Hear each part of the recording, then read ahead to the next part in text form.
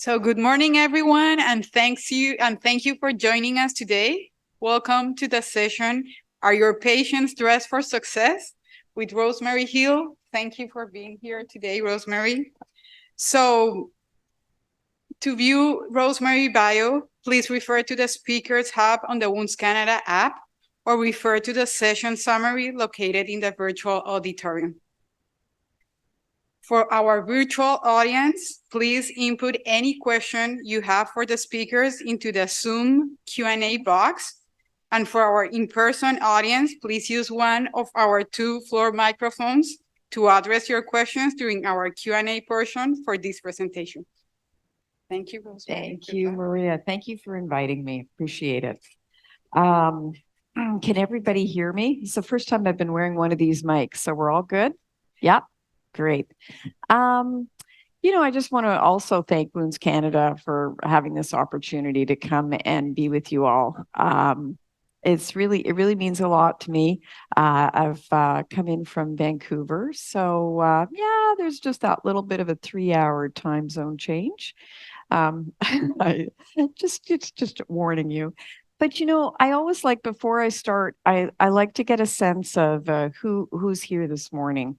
So I'm curious, how many of you, I still like to know the hospital setting. If for those of you who work in a hospital setting, could you put your hands up? Very good. And for those in the community, so some of you obviously do a little bit of both. And long-term care? Okay, wow. Okay, marvelous. Now I'm just curious. This is a little geography for me. How many of you are from the West Coast? Who else is in this 3-hour time zone change? Okay, great. All right. Nice to be with you. Well, I have to say that today, this topic, out of all of probably in my wound and ostomy career, this one is near and dear and close to my heart. It really, really means a lot just to talk about some of my experiences with meeting women with breast cancer. And so we want to look at, we're going to take a look at this topic, okay? There's my disclosure slide. But what I'd like to do is I want to give a little bit of background about radiation dermatitis. It's not a topic we cover very often. And then we're going to review the results of a randomized control trial that actually occurred here in Ontario. We're going to look also, I'm going to chat a little bit about some of my own cases in Vancouver. And then we're going to talk about the Mepitel Film dressing that has a role in prevention. The one thing, when I look in this room, and perhaps there may be more women than men, but I want to put our hands up to say, how many of us know somebody with breast cancer? Yes. And so that's why today it's important for me. I want you all to be voices of when somebody tells you your friend or your family member has breast cancer. I want you to be that voice who talks a little bit about a portion of their journey that you can offer and be a support and be helpful and offer some preventative advice. So just to give a little bit of statistics there, we've got breast cancer patients more often, in addition to surgery and chemotherapy, they will need radiation. Probably 90% will have to go through some form of radiation. What I've learned, it varies. Sometimes it's 5 treatments. More often, it's 15. Some it's 20 or even 25. 95% of all women who receive radiotherapy will have some degree of radiation dermatitis. It varies. And some of those side effects are erythema or more progressively, some moist desquamation. Those who's at risk, those who've had a mastectomy, also large-breasted women, but many of the women that are coming my way are people who've had breast reconstruction. This is in BC, this is our severity scale in terms of grading. radiation dermatitis. My goal has been that my patients would only experience grade 1. That was my hope, that as a result of this intervention, that they would just have the redness or the erythema in terms of their results. And so, but you can see the scale is quite dramatic to potentially even getting ulcers, and there's considerable pain associated with that. I want to go back though. We got to go back in time and look at the work that a Dr. Patrice Hurst did in New Zealand. And she began to look at about 78 patients. And what she did was with her study, she had the patients have one side with an aqueous cream, the other side with the film. And they began to look at what some of the results were. And as you can see in this photo, it was fairly dramatic. So I'm actually here today to tell you, do you know that in New Zealand since 2014, that is their standard of care when women are experiencing radiation. So they have radiation technologists who help with the application of the film for prevention. And actually, once a week, people go to see them. I think we also think so often that breast cancer is in women, but it's also in men as well. And so this was one of their gentlemen that they had in the study where they showed the differences between him using the film and the aqueous. And so with the aqueous solution, there was still considerable skin disruption and desquamation. Now, I'm going to move you. That was the past in New Zealand, but now I'm going to take you up to 2022 and some of the amazing research that's come out of Sunnybrook Hospital by a Dr. Edward Chow, who did a huge randomized control trial with over 370 patients, where some were randomized to the Mepitel film versus the traditional care, which would have been an aqueous cream. And his results are really powerful. And they're really just spreading throughout the world globally about the impact of using film preventatively for before a person goes through radiation. There's guidelines now being developed at the Multinational Association of Supportive Cancer Care. Had an opportunity to go to their conference. Fascinating aspect of all the new innovative strategies for people going through cancer and just some of the side effects that occur with either chemotherapy or radiation. So what the goals of radiation prophylaxis or prevention is, we want to prevent that erythema.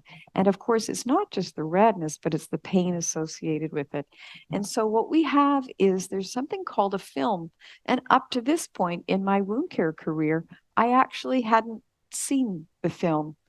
And it came about through one of our plastic surgeons in Vancouver who had previously been aware of the research in New Zealand. And she was somebody who did a lot of breast reconstruction work. You see, because when women have breast reconstruction, then they have radiation, but then they have to have surgery again. And she wanted their skin to be in the best possible condition before she did that subsequent surgery.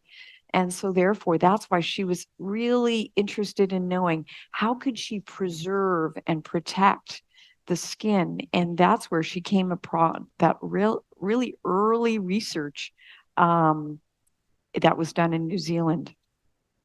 Now we're going to move to my own little experience in Vancouver. So Dr. Shana McAdam, plastic surgeon at VGH, they reached out to me and said, would you mind helping? We're struggling with women having the ability to put the film on. They're not sure. Would you be somebody who'd be interested in helping women with breast cancer?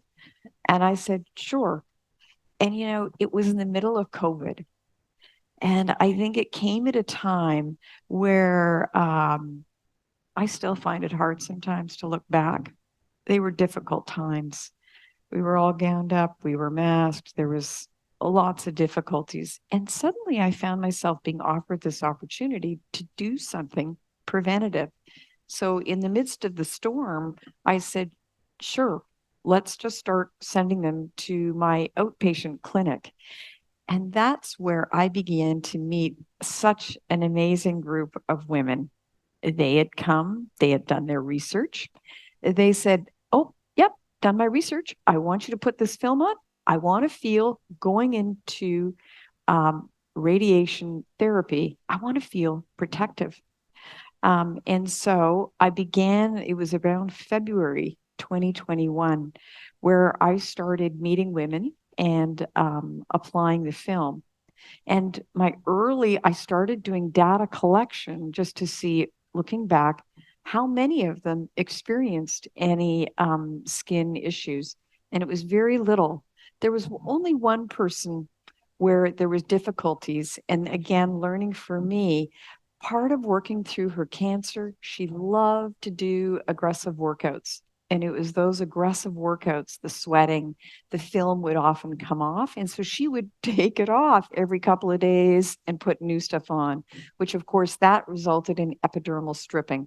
And so that, again, very important for me to remind my patients when I meet them, I do a little bit of pre-procedure teaching. And I say to them, I want you to scale back. If you're somebody who is doing a lot of workouts as you cope with your diagnosis of cancer, just scale it back a little bit when you're going through radiation because it'll help keep the film in place.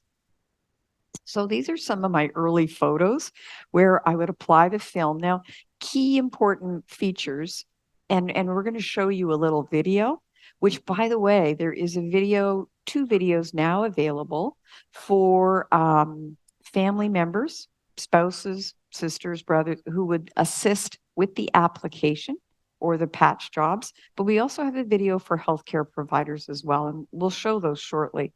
But you can see how 3 weeks later, the skin gets that little bit of redness. And I do actually put the film a little bit on their back.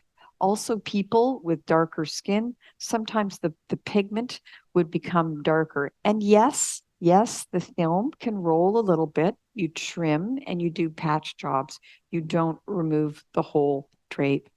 But these women were having amazing results. And their their oncologists would warn them, now, you're going to have radiation and you may experience radiation dermatitis. So they were very thrilled with the results where they were feeling that they hadn't experienced some of the pain, burning, and discomfort that was reported in the literature. So then I continued to put the film on. And at the end of 2022, I did another survey. And this time I said to the women, I phoned them up and I just asked them several questions. And I asked them to rate their response in terms of, did you have any skin breakdown? And many had no skin breakdown at all, where 60% had some redness. But I was pleased to report out of that whole group of 20, none had moist desquamation, so that the film had afforded that protection. And so I did take the opportunity for this conference to do a poster on that. And so you'll find a little poster giving a few more details about the survey, the questions they were asked in terms of, does it interfere with your day-to-day life? By the way, of course, with the film on, you can shower. So you can still shower every day. And those are important things when you're going through radiation. So most said it didn't impact their day-to-day life at all. And some said, well, a little. How many of course, 100% were ready to recommend. Here's some of the quotes from the patients. Some said, in fact, I was really impressed with one lady who was going to have recon surgery. Her skin was so good that the surgeon said, you know what, we're going to bump up your surgery date because your skin is in such good condition. And that was an amazing response. And they had zero problems. It worked fantastic. So there was a broad degree of enthusiasm. Actually, many wanted to go to the media. They wanted to go to the news to say, we want our cancer agency to make this part of their protocol. But now I'm going to take you to a couple of more unique cases, because this is a whole learning for me. But when you have radiation, there's also some women with their certain types of cancer, they need something called bolus or booster treatment, which is almost, I feel, double the intensity. And their radiation oncologist will say to them, you are going to experience severe dermatitis. And they warn them ahead of time. So I began to say, all right, then. I had a woman come and say, I'm having bolus. I've heard about this film. Are you willing to try? And so she was a 76-year-old lady, elderly, frail skin. And she had bolus treatments, and we did the film. And so it was really exciting because you can see afterwards, again, she had the erythema, but her skin didn't break down. Frankly, her physician team were quite surprised. And at the end of her treatment cycle, it's been taking a little bit of convincing to see the role that this film can play, even when you're faced with bolus or boost radiotherapy. So what happened was word was spreading. And one Friday morning, I got a call from a patient from Ontario who said, oh, hi, Rosemary, I hear you're a person who does film application. I live in Peterborough, and I'm going to have boost treatments. Can you find a person who could put the film on? Or is there any way you could show me, teach me? How could we do this? And I said, well, you know what I think I'm going to do? I'm going to reach out to my NSWAC colleague. I'm going to find a nurse specialized in wound ostomy continence in Peterborough, and I'll just see if she's willing. It's a Friday morning. And I had my other colleague phone up Peterborough Hospital and said, hey, who are we call them NSWACs, wound ostomy continence nurses. And they put me in touch. Suddenly we were on the phone with Debbie. So I had Aaron, Debbie, and me. And I said, Debbie, I know this is kind of weird and it's rogue and you're thinking, who is this person? But I wonder if you would be open to helping this lady out, because she is going to have bolus treatments. If I walked and talked you guys through in the weeks ahead and her radiation oncologist clears her, would you be willing to help her? So Deb said, yes. And I love that, because it was, as you know, Fridays are crazy. So this 44-year-old lady with inflammatory breast cancer had 16 radiation treatments with bolus. And there is the Debbie. I don't know, do any of you know her? Yeah. So there we go. And so, yeah, so sometimes just take that moment, and the difference it made for Erin was huge. There was one place where she didn't have the film, and she speaks about it. She was very dedicated to her photos to say, I wish I had put the film there, because where I missed it in the axilla, that's where I did get some radiation dermatitis. But even then, it was relatively small. So, so let me take you to, now guys, I think this is going to be a video, so we'll see what happens. This is a video. Do I press?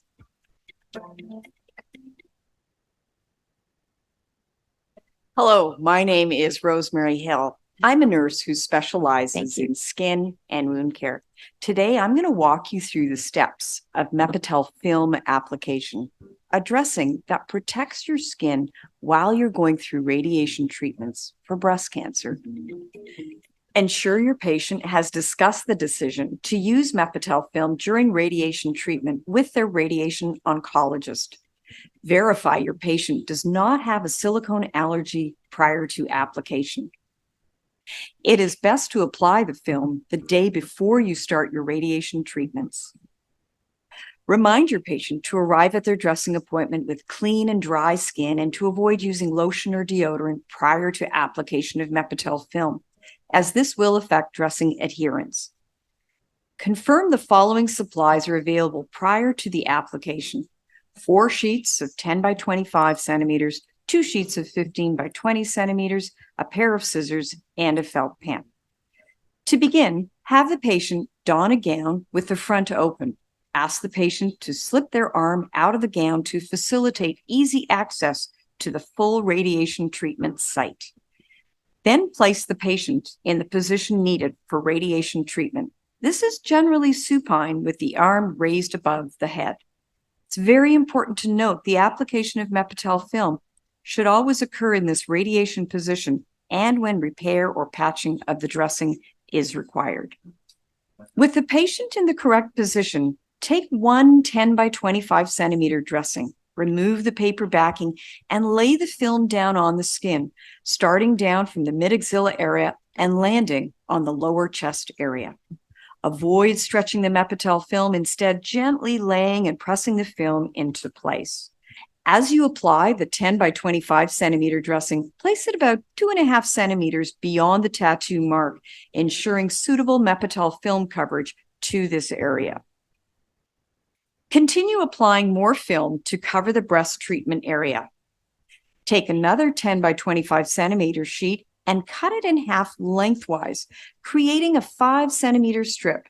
Remove the paper backing from the strip and place the strip where the breast begins, ensuring it lands underneath the inframammary fold and onto the upper abdomen, ensuring there is minimal overlap of the dressing with less than 1 centimeter overlap of the dressing edges. Take the second 5 centimeter strip and repeat the same procedure, taking care to not stretch the film and pressing away any small bubbles in the dressing. Once the breast and upper abdomen area is covered, place the final piece of film, starting at the clavicle and laying it down to the upper abdomen, including coverage of the sternal area, ensuring you are 2.5 centimeters beyond the tattoo mark. Please note, patients with a smaller chest area may only need one 15 by 20 centimeter sheet to cover the entire breast, inframammary fold, and upper abdomen. Generally, the longer sheet is easier to use to ensure complete coverage under the breast and upper abdomen. For mastectomy patients, begin the application using the entire sheet of 10 by 25 centimeter dressing, starting at the clavicle and laying the film straight down from the clavicle to the upper abdomen where the inframammary fold would end. Continue applying the film, working from the axilla area to the mid-sternal area, extending the dressing about 2.5 centimeters beyond the tattoo mark. Finish applying the film starting above the clavicle and extending the film down the chest wall, working medial to lateral, ensuring the entire mastectomy area is covered with film. Reassess all areas where the film has been applied and gently press away any air bubbles. The patient will wear and maintain the dressing throughout the radiation treatment. In our next section, we will discuss tips and tricks in helping your patient maintain their dressing throughout treatment. Explain to the patient that they can shower with the film on, keeping it in place with a hand towel over the film area. This helps prevent further lifting of the film. Excessive sweating tends to lift up the film, so suggest to the patient that they limit intense physical workouts during the course of their treatments. Small areas of Mepitel film can lift over time due to wear and moisture. Ensure the patient understands that it's safe to trim and patch the dressing as needed, as long as there is minimal overlap of dressing edges and the dressing is applied while the patient is laying in the same position assumed during radiation treatment. Once radiation treatment is completed, the patient can remove the film dressing, gently cleanse the skin with a pH-balanced soap, and dry well. Once the skin is clean and dry, a second film dressing is applied for 2 additional weeks for post-radiation treatment, using the same technique as above. After the 2 weeks, the film dressing is removed and daily moisturizing to the area should begin. Just as before, take your film and apply over the shoulder blade area on the back. For more information about Mepitel film application, check out the link below.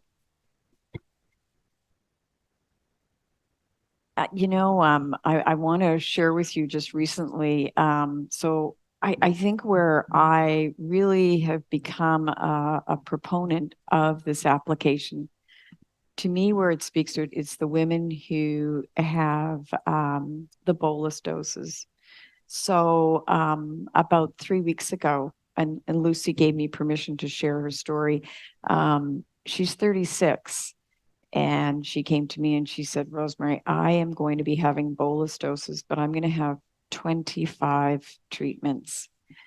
And I said, well, and she said, I said, there's no guarantees, because with bolus, we're into a whole different realm where we know more than likely there will definitely be some form of radiation dermatitis, and you're probably heading towards the grade 2 or the grade 3.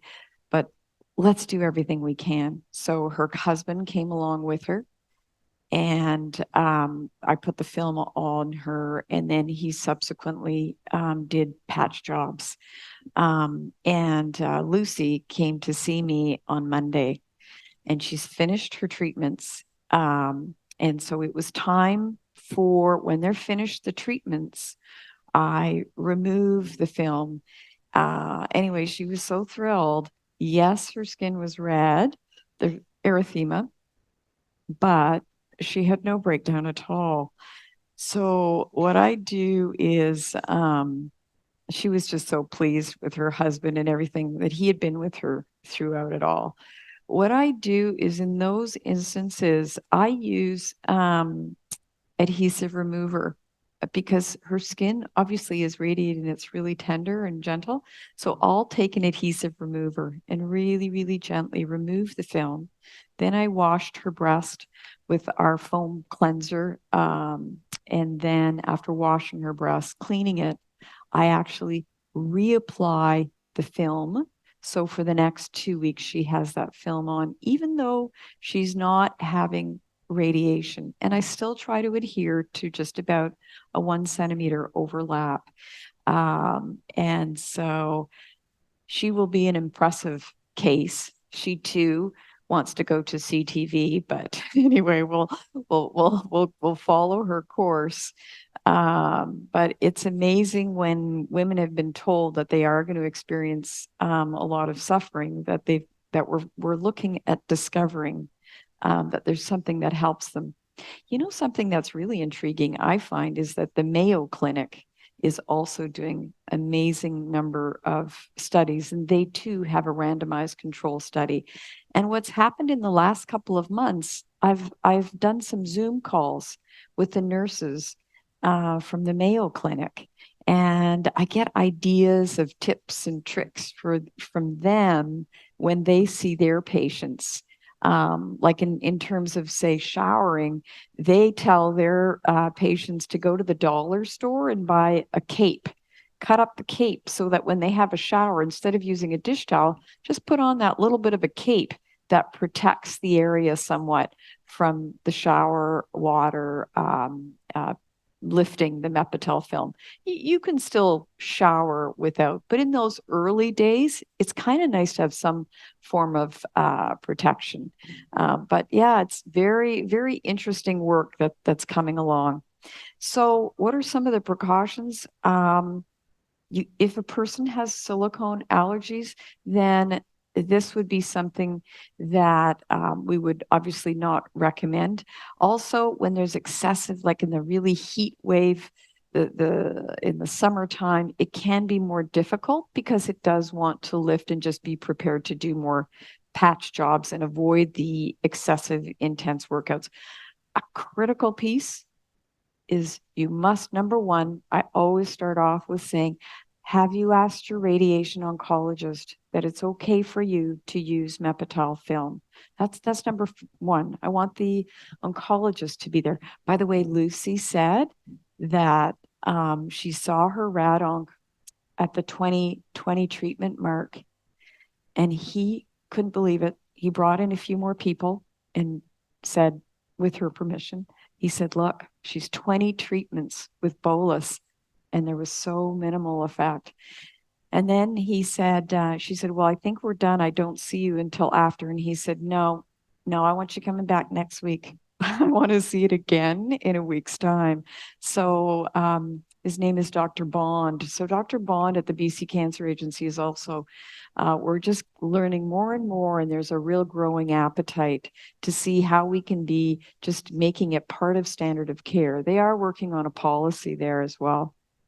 So communication is key, and being available to answer questions. You know, I think women, when they go through breast cancer or men, you know, there's the surgery, then there's the chemo, and they have a person. But you know, when they go through radiation, they sometimes don't have a person.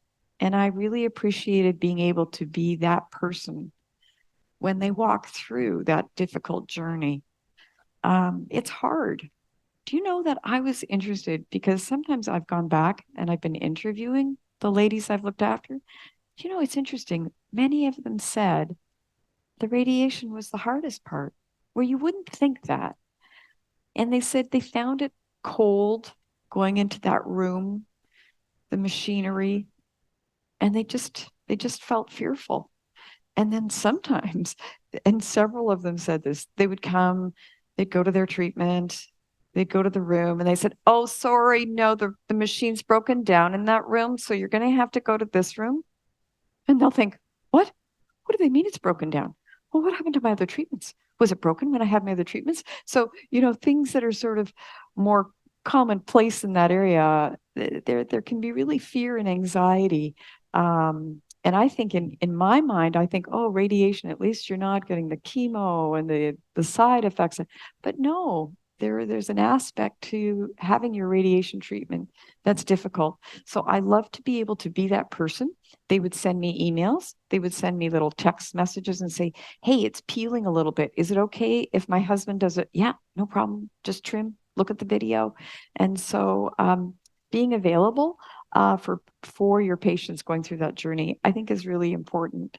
You know, Dr. Hurst, the woman who did the original research in New Zealand, she did more studies about the effects of stress on your skin, or the effects of how when you are having a lot of stress and how that can manifest itself. And so there were some studies showing those who had a lot more stress, they tended to have more radiation dermatitis.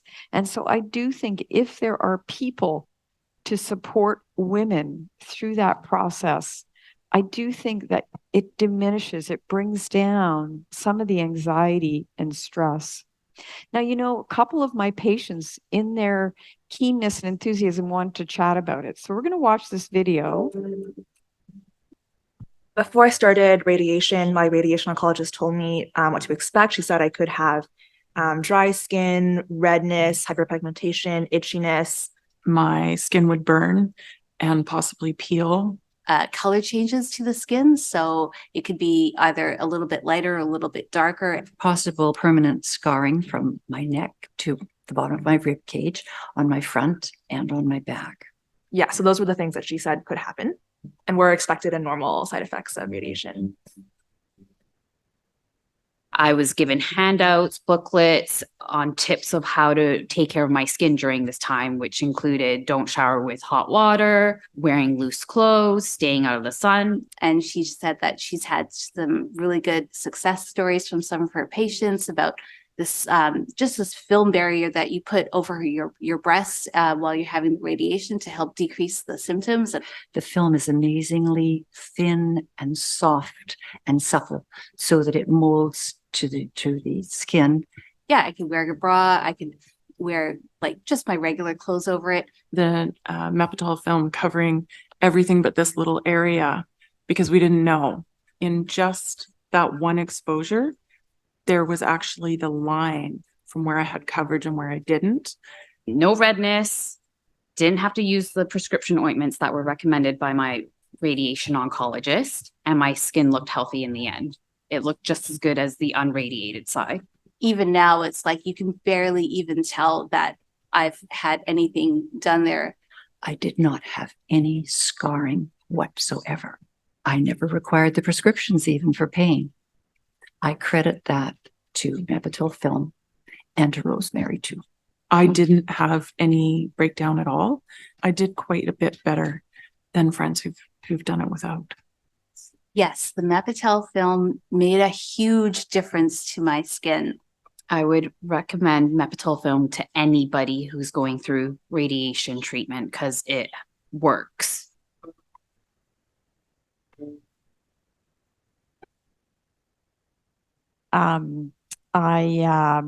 We're gonna, Claire, she was the older lady. She was the one who had the boost treatment, and that's why her radiation oncologist told her that she was going to have scarring and it was going to be very difficult for her. And so that's why she's going to share with us one little last nugget at the end. But so I guess when I look back, this has been the whole impact of being open to trying this new innovative technology.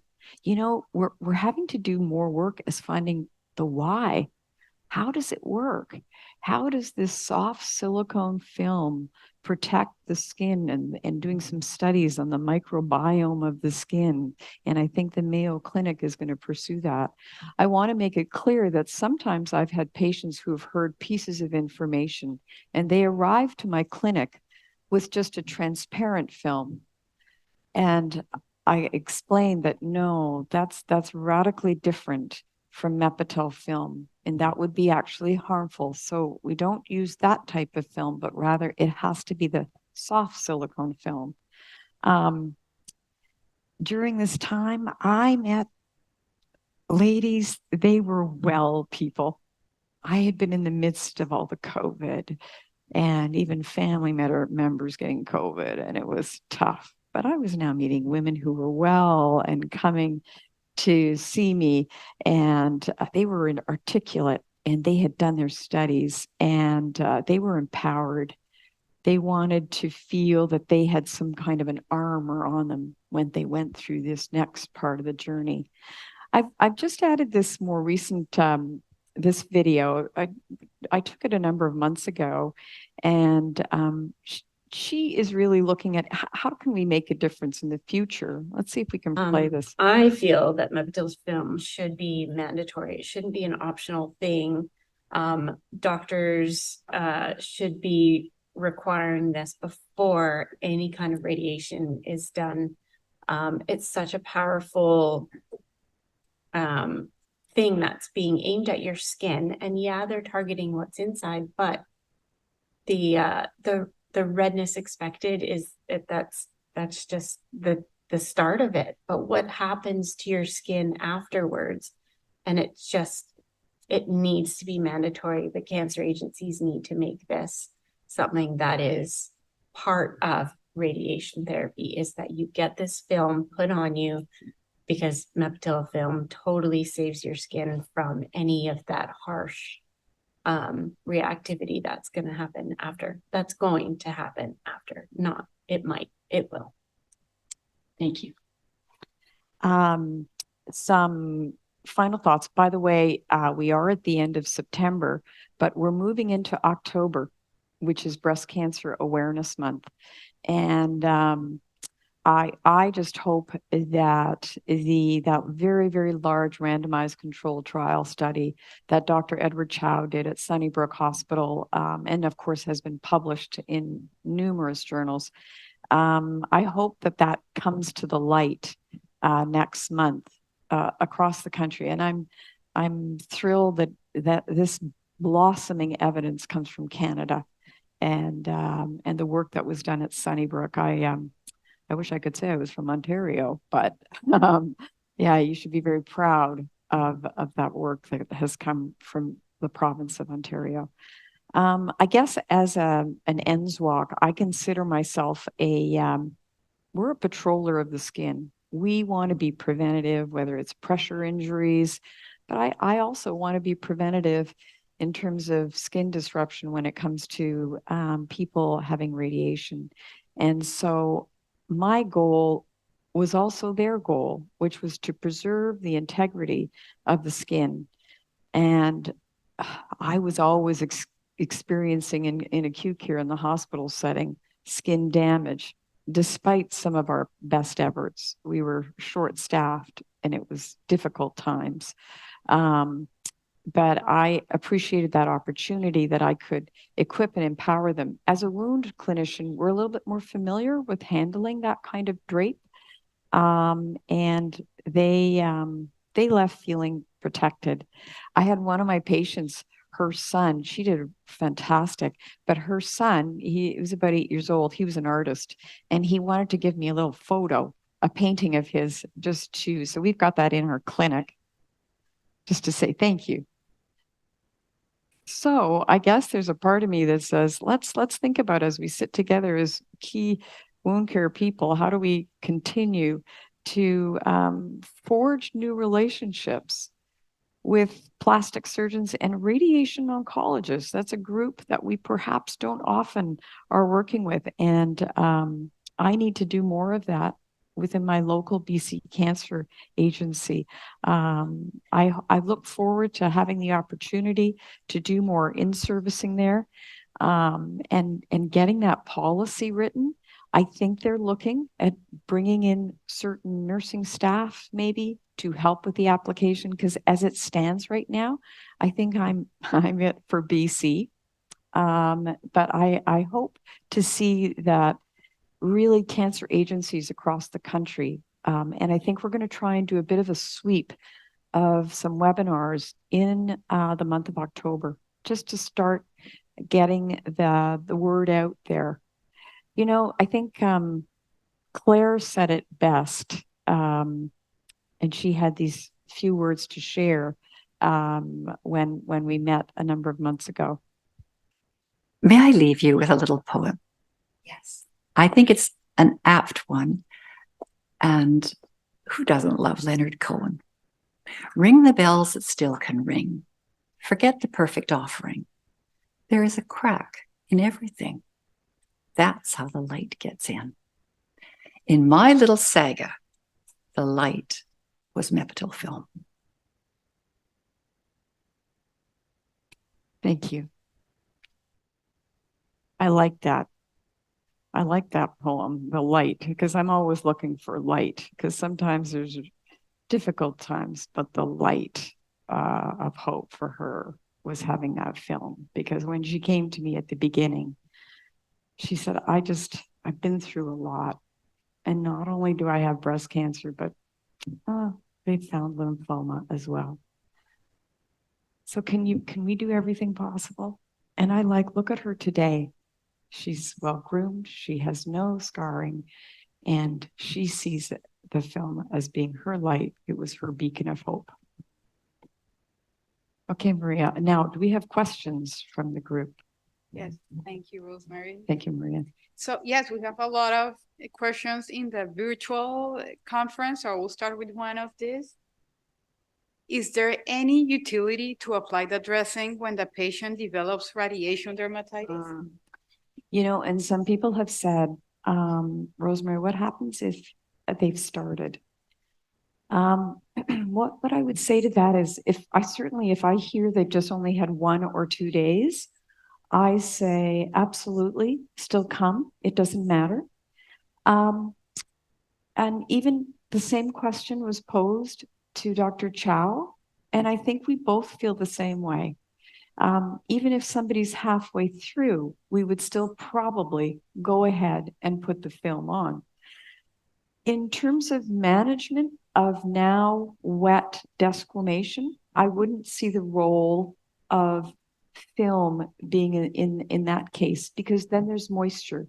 And I would probably be looking at a dressing that transfers the exudate. So when it comes to actually managing radiation dermatitis, I'm more at looking at how to manage the moisture and the moist desquamation. And I look at a transfer dressing. Yeah. I'm Lynette Franklin from St. Elizabeth Health. Have you ever used Glad Press and Seal? It's a product from the grocery store. And I've had a lot of success, especially around pouches, to seal that. And I was wondering if that would actually work for showering and keeping it dry. And my second question, Yes. and my second question, so you cut it just. I know yeah. exactly what you're talking Right. about because I use it. We use it sometimes the odd time with burns. We'll use the press and seal. So I actually have a roll of it Right. in my office, and in certain instances we use it. So I know Yeah. exactly about the product. So the protocol we use- I'd want to make sure that the press and seal, when I removed it, I think it's a great idea that it wouldn't pull on the film. That's all. But I think you got a good idea there. So we used it a lot in fistula pouches and the like large Yeah. abdominal. And so our protocol was you cut it about a centimeter. I just came back from the States. So about 100, maybe 10 centimeters larger. And so then you have that way Nice. you have something so that you can pull it back and press it and pull it off so it won't pull. Exactly. I try to do the economics here. And Right. so honestly, like a hand towel in the kitchen, Yeah. you throw that on, that's easy too. So I just always try to keep the cost down. By the way, sometimes people say to me, is this expensive? Right. And That was my you were- second question. What's the okay. cost and how do we cover it for patients? Well, Thank and you. currently right now, they have to pay their own. So when they come to me from the clinic, they go across to the local drugstore or pharmacy rather, and that's where they can purchase it. And I usually get them to purchase, and they can purchase it in eaches. So about 6'10" by 25, 6'10" by 25 centimeters. The price range for me at our place in British Columbia is maybe approximately $60, and I get them to hold on to the receipt and they can always put it towards income tax. But I have to tell you, that's where I'd like to do some advocacy with the government and whatnot, because I think, gosh, you think of even the expense of prescription creams, but let alone, never mind the cost, the suffering you're also alleviating, right? When we think of costs, there's the cost of mental health suffering. And so I just think it's, I don't see it huge. The other thing people say, well, how long does it take you? So particularly if I send the video to patients beforehand, usually they come to clinic and I'm all done within 15 minutes. So it's not a big, long procedure. And then subsequent times, either their husband or a person does the patch job, but then I bring them back. That often I like to see them at the end of the treatment where I can carefully remove it, wash their breast and reapply it. And for me, it's a check-in to make sure and validate and support that this is really making a difference. And what were did they have any issues or concerns? And that's another 15-minute visit. So it's not a particularly onerous time frame. Another one here, do you know if the film has any impact on the effectiveness of the radiation treatment? Right. So of course, that's a $1 million question. And so studies have been done. Dr. Chow and his team did studies about the film in case there was layering, like film, a second layer of film, third layer of film, and then they measured the amount of radiation. And so hence that's why we say single layer of film with minimal overlap of about 1 centimeter, because yes, if you keep overlapping the film, it can increase the intensity of the radiation. So that's why there's the caution about the overlap. And there are a couple of these. They're asking if this has been tried or if there are any plan to test it in other parts of the body. This is a very, very good question. A lot of the research, and particularly the research out of Sunnybrook, is all around breast cancer radiation, okay? There have been some studies done on head and neck. The results not as promising. So, we don't know if that's to do with the tissues there, the degree of movement, but so I think more work needs to be done in other areas. One of my colleagues had cancer in her spine and had to have surgery. She had terrible radiation dermatitis, and she said, "I wish I had known about the film prior to my radiation." And I do wonder, I would wonder how that would work on her back and if she had been wearing film. So I think more research has to be done, but I think with a strong degree of confidence, and now several RCTs. There is also published RCT out of the Mayo Clinic, but there's now even a much larger one in progress. So we will be seeing more, but the evidence is certainly growing as it pertains to breast cancer radiation.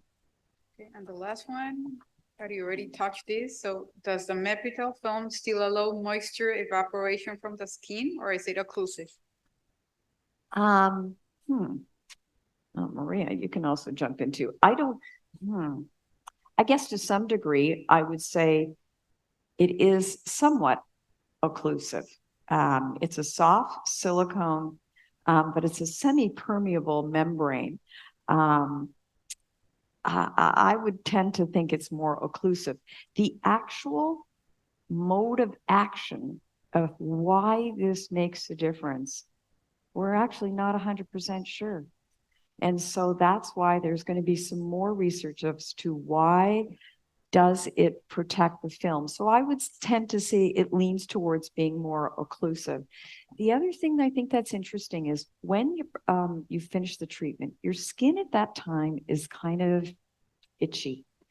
And there's something to be said for those next 2 weeks wearing the film, because as you want to rub and scratch, it really is a form of protection. And even with your clothing and your bra and whatever you're wearing, the film provides protection versus not having anything at all. So I've had the odd patient say, "Oh, you know what? I didn't bother. I was just so thrilled to have my radiation done. I celebrated, but I didn't put the film on after I had finished." And some of my patients are rural, so they're further away. And she said, "I wish I had. I wish I had, because I felt that some of the redness continued on, and I wish I had maybe had that film on to protect me." But I would say the mechanism is more occlusive. So thank you very much, Rosemary, for sharing your Okay. experience and all these patients. All right. Thank you very much. Great.